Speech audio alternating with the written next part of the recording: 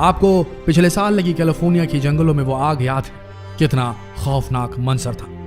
हजारों लोग बेघर हो गए, सैकड़ों ने अपनी जान गंवा दी। दुनिया का सुपर पावर कहा जाने वाला देश अमेरिका इस आग पर कंट्रोल नहीं कर पाया। दुनिया की कौन सी मिलिट्री टेक्नोलॉजी नहीं है इस देश के पास, लेकिन ये अपने लोगों को, अपने बुजुर्गों को, अपनी महिलाओं को, अपने बच्चों को नहीं बचा पाया जब प्रकृति ने कड़ा रुख अपनाया और अमेरिका के कई जंगलों में आग फैल गई। ये कुदरत का कहर था और इसका सामना खुद दुनिया का सबसे सुपर पावर देश नहीं कर पाया। संभल जाइए, नहीं तो महामारी कुछ भी नहीं थी। क्लाइमेट चेंज का जो असर पड़ने वाला है, यह मानव जाति के अस्तित्व को इस पृथ्वी से खत्म कर सकता है।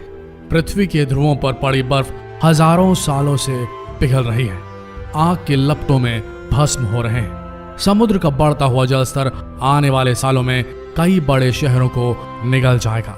कहीं सूखा तो कहीं आए दिन बाढ़ और तूफान आएंगी। हालात बद से बदतर होते जाएंगे और करोड़ों जिंदगियां दांव पर लग जाएंगी।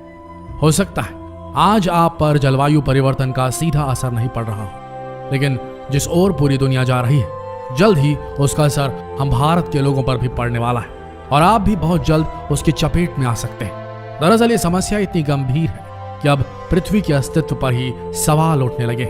लेकिन ऐसी नौबत आई ही क्यों? जलवायु परिवर्तन आखिर है क्या? आज इस रहस्य से पर्दा हम उठाने वाले हैं इस वीडियो में। इस बात से तो हम सभी वाकिफ हैं कि जलवायु परिवर्तन या क्लाइमेट चेंज का तात्पर्य पृथ्वी में हो रहे तापमान में वृद्धि से है और पृथ्वी को गर्म रखने के लिए प्रकाश और सूर्य दोनों की आवश्यकता होती है। सूरज की किरणें जब पृथ्वी पर पड़ती हैं तो उनमें से कुछ किरणें परावर्तित होकर वापस अंतरिक्ष में चली जाती हैं और कुछ किरणों को हमारे वायुमंडल की ग्रीन हाउस गैसें परावर्तित होने से और रोक लेती है। इसे ही ग्रीन हाउस इफेक्ट कहा जाता है।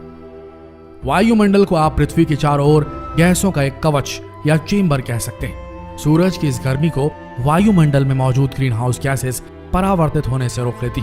उसी से पृथ्वी पर जीवन संभव हो पाता है, वरना बेहद ठंड के कारण पृथ्वी पर न सिर्फ इंसानों का रहना मुश्किल हो जाएगा, बल्कि खेती भी आसान नहीं होगी और फिर दुनिया की आबादी का पेट भरना मुश्किल हो जाएगा। कहने का मतलब यह है कि जिन ग्रीन हाउस गैसों को तापमान बढ़ाने के लिए जिम्मेदार माना जाता है, वो तो बेहद जरूरी है ही, लेकिन तभी तक जब तक उनकी मात्रा हमारे पर्यावरण में संतुलित हो। दरअसल समस्या उस वक्त पैदा हुई जब इंसानी गतिविधियों के चलते कार्बन डाइऑक्साइड और मीथेन जैसी ग्रीन हाउस गैसों की मात्रा पर्यावरण में बढ़ने लगी और जब इस तरह की गैसों की मात्रा बढ़ी तो सूरज की ज्यादातर गर्मियों को ये सोखने लगी और इस तरह धरती का तापमान भी बढ़ने लगा और यहीं से जलवायु परिवर्तन यानी कि क्लाइमेट चेंज की समस्या की शुरुआत हो गई। पृथ्वी का तापमान बढ़ाने के लिए 5 प्रकार की गैसें ही जिम्मेदार हैं, जिनका नाम है carbon dioxide, methane, ozone, nitrogen dioxide और क्लोरोफ्लोरोकार्बन। इनमें से सबसे खतरनाक कार्बन डाइऑक्साइड ही है, जो लंबे समय तक पर्यावरण में रहती है। इंसानी गतिविधियों से जो भी कार्बन डाइऑक्साइड पैदा होती है, उसकी बड़ी वजह जीवाश्म ईंधन का इस्तेमाल है। फॉसिल फ्यूल्स यानी कि कोयला, डीजल, पेट्रोल और जमीन से निकलने वाली गैसों का इस्तेमाल है। इनका इस्तेमाल सन 1750 में शुरू हुआ, जब औद्योगिक क्रांति की शुरुआत हुई। तब से अब तक हमारे पर्यावरण में कार्बन डाइऑक्साइड की मात्रा 30% तक बढ़ गई है। इसका मतलब है कि जितना कार्बन डाइऑक्साइड इस वक्त हमारे पर्यावरण में मौजूद है, उतना पृथ्वी के 8 लाख साल के इतिहास में कभी नहीं रहा। क्या ये खतरे की घंटी नहीं है दोस्तों? और इसका ताजा उदाहरण हमारे देश की राजधानी दिल्ली है, जहां अधिकतर ठंड के दिनों में कार्बन डाइऑक्साइड का स्तर इतना अधिक बढ़ जाता है कि आम लोगों का सांस लेना तक दुभर हो जाता है। एक शोध के मुताबिक ठंड के समय दिल्ली के हर एक व्यक्ति के शरीर में इतना ज्यादा नुकसान होता है जितना कि एक चेन स्मोकर के एक दिन में 40 सिगरेट पीने पर होता है।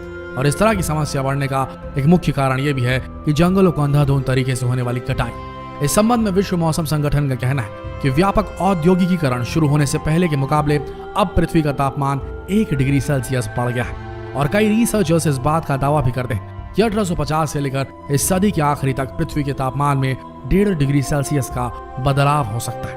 और अगर इस तरह का बदलाव 2 डिग्री सेल्सियस का हो गया तो हम बर्बादी के मुहाने पर पहुंच सकते हैं।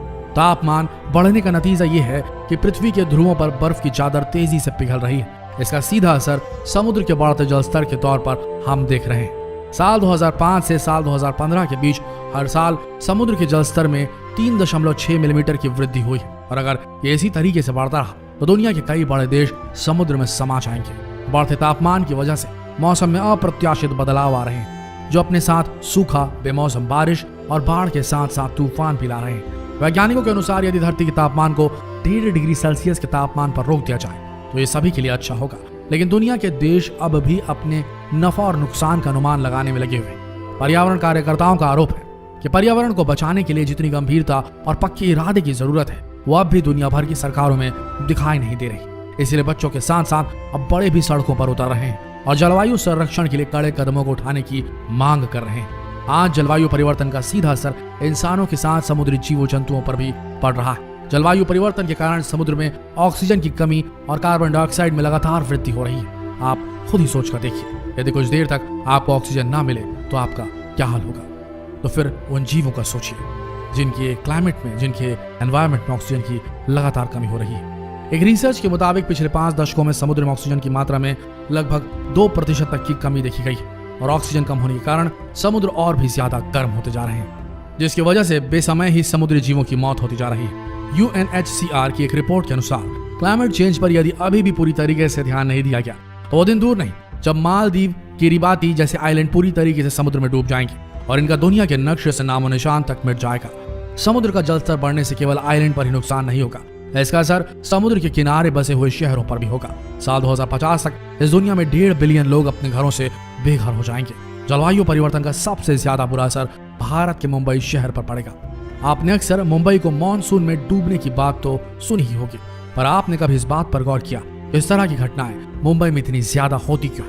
इसका साक्षात उदाहरण बढ़ता हुआ समुद्र का जलस्तर है और ये अब रुकने वाला नहीं है। अब वो दिन दूर नहीं जब पूरी मुंबई पानी के अंदर समा जाएगी। पर्यावरण वैज्ञानिकों के अनुसार ग्लोबल वार्मिंग का सबसे ज्यादा नुकसान भारत के गुजरात, राजस्थान, महाराष्ट्र, कर्नाटका, केरल, तमिलनाडु, उड़ीसा, वेस्ट बंगाल को पड़ेगा।